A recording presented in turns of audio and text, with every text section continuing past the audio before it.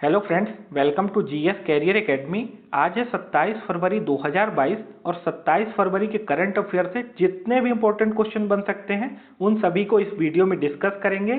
साथ में हर current affair से रिलेटेड इंपॉर्टेंट फैक्ट भी मैं आपको बताऊंगा। आप इस वीडियो को एंड तक ध्यान से देखिएगा।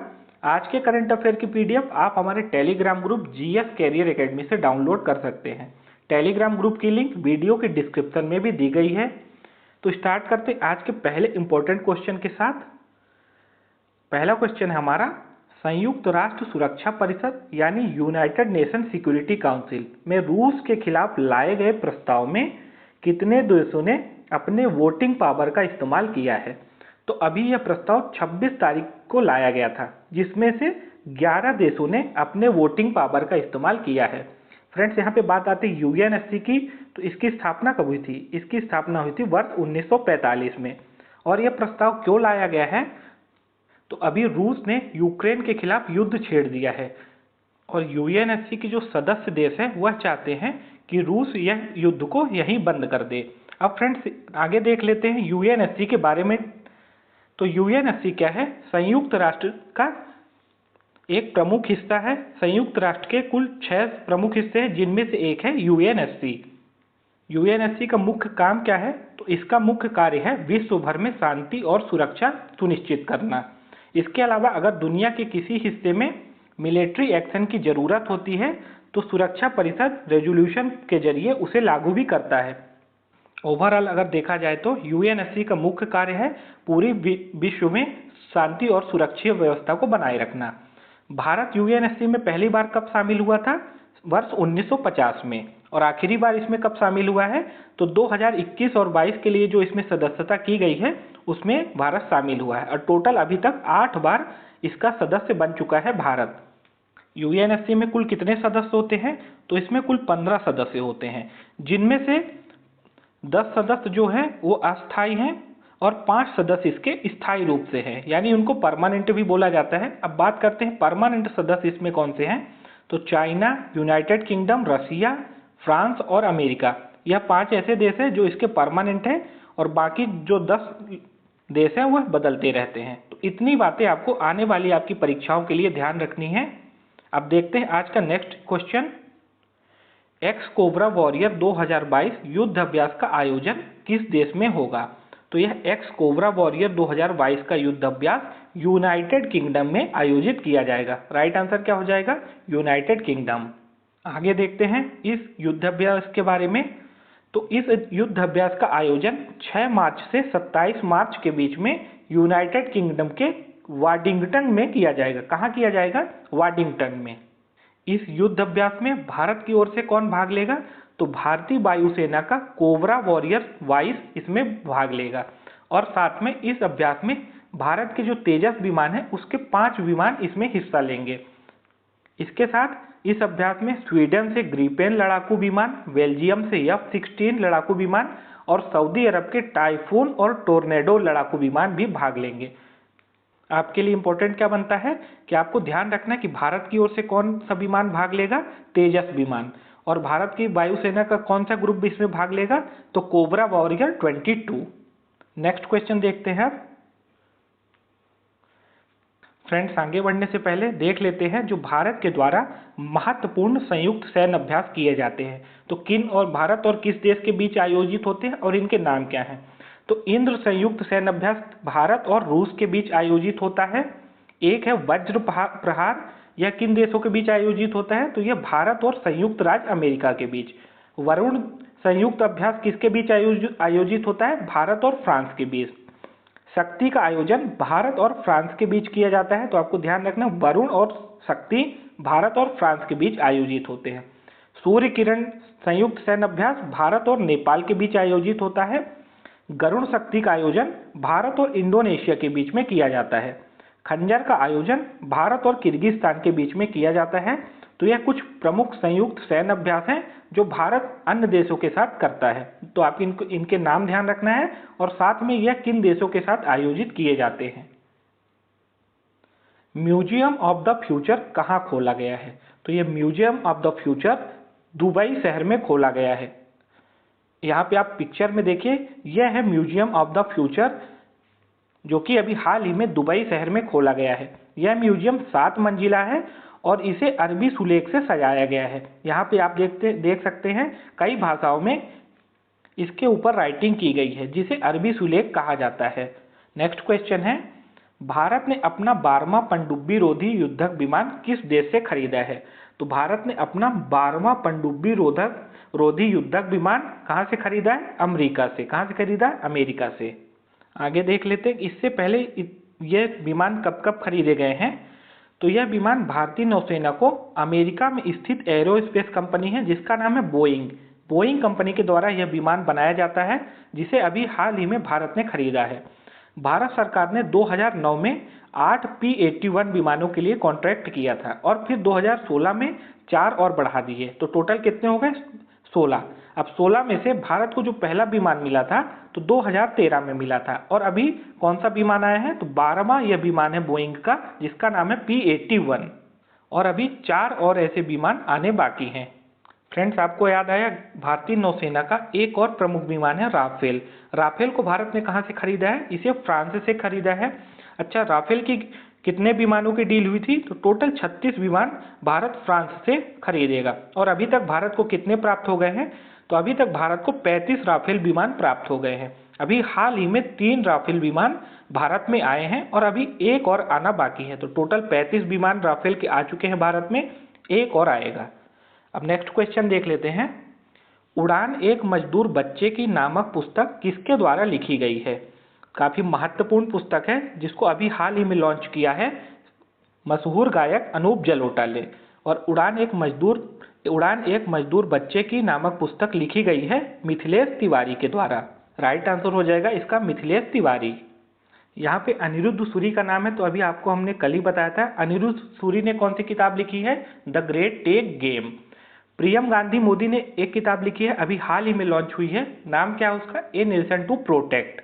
एक किताब लिखी गई है बिल गेट्स के द्वारा, मोस्ट इंपॉर्टेंट है, आपको इसको आपके आने वाली परीक्षाओं के लिए ध्यान रखना है। बिल गेट्स ने एक किताब लिखी है how to prevent next pandemic. Next question देखते हैं, 26 फरवरी को किस महान समाज सुधारक की जयंती देश भर में मनाई गई? यहाँ पे आप पिक्चर में देखिए, आपको अगर पहचान में आते हैं ये कौन है? हमारे देश के महान समाज सुधारक हैं महर्षि दयानंद सरस्वती, जिनकी अभी 26 फरवरी को देश भर में जयंती मनाई गई है। अब आगे देखते हैं इनके जीवन काल के बारे में। तो स्वामी दयानंद सरस्वती का जन्म गुजरात में हुआ था और उनका वास्तविक नाम क्या था? भूल शंकर तिवारी। क्या नाम था? मूल शंकर तिवारी। यहाँ पे गलती से लिखा गया भूल शंकर, इसको आप कर सकते हैं मूल शंकर तिवारी, और इनका जन्म हुआ था गुजरात में। महर्षि दयानंद सरस्वती ने आर्य समाज की स्थापना करी थी, और कब करी थी? तो इसकी डेट आपको याद रखनी, 7 अप्रैल 1875 को। महर्षि दयानंद सरस्वती ने भारत में कई सामाजिक बुराइयों का विरोध किया, जैसे पशु बलि का, बाल विवाह का, जाति प्रथा का, और महिलाओं के साथ जो भेदभाव होता है उसका भी विरोध किया है महर्षि दयानंद सरस्वती ने। और महर्षि दयानंद सरस्वती के नाम से जो पहला स्कूल खोला गया था इनके स्मारक के रूप में, कहाँ खोला गया था? लाहौर में खोला गया था, जिसको DAV स्कूल बोलते हैं। कब खोला गया था ये? तो यह 1 जून 1886 को। आप लोग सुने होंगे कई DAV स्कूलों के बारे में और DAV यूनिवर्सिटीज़ के बारे में, तो यह DAV स्कूल और DAV यूनिवर्सिटी इन्हीं के नाम पर है, खोली गई हैं। नेक्स्ट क्वेश्चन है, हाल ही में डिश टीवी ने अपना ब्रांड एम्बेसडर किसे बनाया है?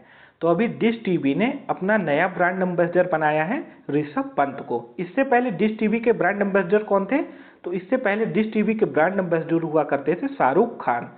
यहाँ पे तनिष्क कोटिया और रिधिका कोटिया का नाम है। कल के ही करंट अफेयर में आपको हमने बताया है कि तनिष्क कोटिया और रिधिका कोटिया को किस चीज़ का ब्रांड एम्बेसडर बनाया गया है? बेटी पढ़ाओ बेटी बचाओ अभियान का। किसका बनाया गया है? बेटी पढ़ाओ बेटी बचाओ अभियान का। ऋषभ पंत को डिश टीवी का ब्रांड एम्बेसडर बनाया गया है, और शाहरुख खान अभी हाल में ब्रांड एम्बेसडर बने हैं गेम्स 24x7 के, जो कि एक गेमिंग ऐप है, और उसके ब्रांड एम्बेसडर बने हैं शाहरुख खान। नेक्स्ट क्वेश्चन देखते हैं, शतरंज टूर्नामेंट में विश्व के नंबर 1 खिलाड़ी मैग्नस कार्लसन। तो विश्व के नंबर 1 खिलाड़ी कौन है शतरंज में? Magnus Carlsen.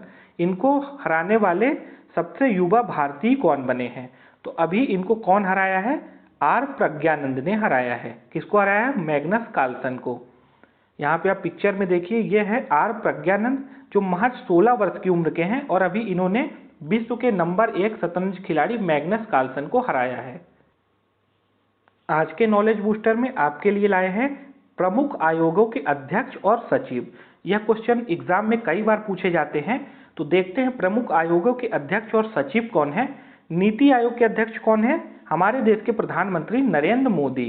नीति आयोग के उपाध्यक्ष कौन है? डॉक्टर राजीव कुमार। नीति आयोग के सीईओ कौन है? अमिताभ कांत। यूपीएससी के नए अध्यक्ष कौन बने अभी हाल ही में? प्रदीप कुमार जोशी। महिला आयोग के अध्यक्ष कौन है? रेखा शर्मा। तो आपको इनके नाम याद रखना है क्योंकि इनसे रिलेटेड क्वेश्चन आने वाली परीक्षाओं में पूछे जा सकते हैं। नेक्स्ट क्वेश्चन है, हाल ही में किस देश ने पहले पादप आधारित यानी प्लांट बेस्ड कोविड-19 वैक्सीन को प्रमाणित किया है? तो यह कोविड-19 वैक्सीन प्लांट बेस्ड है जिसको अभी बनाया है कनाडा ने। कौन से देश ने बनाया है? कनाडा ने। अब यहाँ पे कनाडा की बात आती है तो आप मैप में देखिए, ये है कनाडा। कनाडा की कैपिटल क्या है? ओटावा। और कनाडा के वर्तमान में प्रेसिडेंट कौन है? Justin Trudeau. कौन है? Justin Trudeau. हाल ही में भारतीय मंदिर वास्तुकला देवयतनम पर एक सम्मेलन का उद्घाटन कहाँ किया गया है? तो अभी भारतीय मंदिर वास्तुकला देवायतनम सम्मेलन का उद्घाटन किया गया है कर्नाटक राज्य में। अब बात आती है कर्नाटक की, तो आप मैप में देखिए, यहाँ पे है कर्नाटक। भारत के मैप में यहाँ पे कर्नाटक है और अलग से मैप है कर्नाटक का ये। कर्नाटक की कैपिटल क्या है? बेंगलुरु। कर्नाटक के सीएम कौन है? बसवराज बोम्मई। और कर्नाटक के मौजूदा गवर्नर कौन है? थावरचंद गहलोत। आज के राज्य विशेष में अब देखते हैं कर्नाटक से जुड़ी महत्वपूर्ण जानकारियों के बारे में। तो पर्याय महोत्सव अभी कर्नाटक में मनाया गया है। कर्नाटक राज्य सरकार ने ट्रांसजेंडर लोगों के लिए पुलिस में आरक्षण की घोषणा की है। इंपॉर्टेंट है, ध्यान रखना आपको कि कर्नाटक राज्य सरकार ने ट्रांसजेंडर के लिए पुलिस में आरक्षण की घोषणा की है। जोग जलप्रपात जो कि कर्नाटक में है, इसका भी जीर्णोद्धार करने का निर्णय लिया गया है, यानी जोग जलप्रपात का रिनोवेशन किया जाएगा। विश्व प्रसिद्ध मैसूर दशहरा उत्सव अभी कहाँ मनाया गया है? कर्नाटक राज्य में। दुनिया का सबसे लंबा प्लेटफॉर्म हुबली में बन रहा है। हुबली कहाँ है? कर्नाटक में। और यह विश्व का सबसे लंबा प्लेटफॉर्म होगा। राज्य ऊर्जा दक्षता सूचकांक में कर्नाटक शीर्ष पर रहा। कर्नाटक के शिमोगा जिले का मुट्टूर गांव ऐसा एकमात्र गांव है जहां संस्कृत बोली जाती है। इंपॉर्टेंट ये भी है कि कर्नाटक के शिमोगा जिले का मुट्टूर गांव एकमात्र ऐसा गांव है जहां संस्कृत बोली जाती है। नेक्स्ट क्वेश्चन है, हाल ही में किस प्राधिकरण को उत्तर प्रदेश में आधार प्रमाणीकरण ऑनलाइन शुरू करने के लिए केंद्र की मंजूरी मिली है? तो अभी ग्रेटर नोएडा अथॉरिटी का मतलब होता है प्राधिकरण, को उत्तर प्रदेश में आधार प्रमाणीकरण करने के लिए केंद्र की मंजूरी मिल गई है। राइट आंसर हो जाएगा इसका ग्रेटर नोएडा अथॉरिटी। अब 26 फरवरी के करंट अफेयर्स का रिवीजन कर लेते हैं। तो 26 फरवरी को हमने डिस्कस किया था किस देश के राष्ट्रपति गीतानस नौसेदा ने देश में आपातकाल लागू करने की घोषणा की है। तो सबसे पहले आपातकाल लगा था यूक्रेन में। आपको ध्यान रखना है कि पहला आपातकाल अभी लगाया गया था यूक्रेन में, और यूक्रेन के बाद अभी लिथुआनिया देश ने अपने देश में आपातकाल लगाया है। लिथुआनिया जो कि रसिया के बगल में है, और अभी लिथुआनिया के राष्ट्रपति हैं गीतानस नौसेदा। इन्होंने भी अपने देश में आपातकाल लागू करने की घोषणा की है। किस राज्य की कैबिनेट ने ई कचरे का निपटान करने हेतु देश के पहले ई वेस्ट इको पार्क को मंजूरी प्रदान की है? तो यह देश का पहला ई वेस्ट इको पार्क होगा जो कि दिल्ली में बनाया जाएगा। किस केंद्र शासित प्रदेश सरकार ने अपने डिजिटल मिशन के तहत जन भागीदारी एम्पावरमेंट पोर्टल की शुरुआत की है? तो अभी जम्मू कश्मीर ने यह जन भागीदारी एम्पावरमेंट पोर्टल शुरू किया है। किस मिशन के तहत इसको शुरू किया है? तो इसको डिजिटल मिशन के तहत शुरू किया गया है। 25 फरवरी से नौसेना यानी इंडियन नेवी का मिलन 2022 अभ्यास कहाँ शुरू हुआ है? तो यह अभ्यास कहाँ शुरू हुआ है? विशाखापट्टनम में। फ्रेंड्स, आज के इस वीडियो में हमने 27 फरवरी से रिलेटेड सभी इंपॉर्टेंट करंट अफेयर्स को डिस्कस किया और साथ में स्टैटिक जीके के पोर्शन को भी कवर किया जो आपके आने वाले एग्जाम्स के लिए जरूरी है। अगर वीडियो आपको पसंद आई हो तो वीडियो को लाइक ज़रूर करिएगा। अगर आपने हमारे चैनल को अभी तक सब्सक्राइब नहीं किया है तो सब्सक्राइब करके बेल आइकन को प्रेस करिए ताकि आने वाली वीडियो की नोटिफिकेशन आपको मिल पाए। आपका कोई क्वेश्चन हो, कोई क्वेरी हो या कोई सजेशन हो तो आप हमें कमेंट बॉक्स में ज़रूर मेंशन करिए, उसका रिप्लाई आपको निश्चित मिलेगा। इस वीडियो को आप अपने स्टडी रिलेटेड जितने भी ग्रुप हैं, व्हाट्सएप ग्रुप, टेलीग्राम ग्रुप, वहाँ भी शेयर करिए। मिलते हैं फिर नेक्स्ट वीडियो में, तब तक के लिए आप सभी को जय हिंद, वंदे मातरम।